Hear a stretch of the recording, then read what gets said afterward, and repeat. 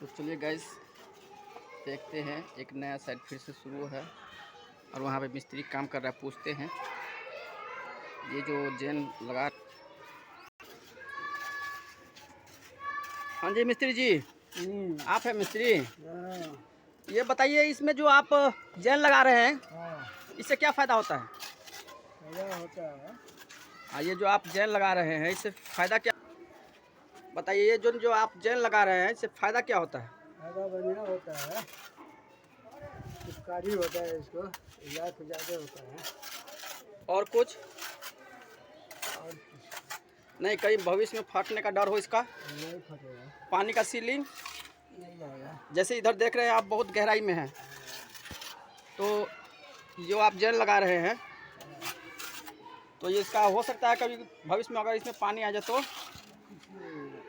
अच्छा, इसीलिए आप इसको जैन लगा रहे हैं। ये अल्टरनेट आप कितने दिए हुए हैं? जब देखिए तो आप जो अल्टरनेट दिए हैं कितना दिए हैं लगभग? जोर से बोलिए ना जी। 6 7 6 mm दिए हुए हैं।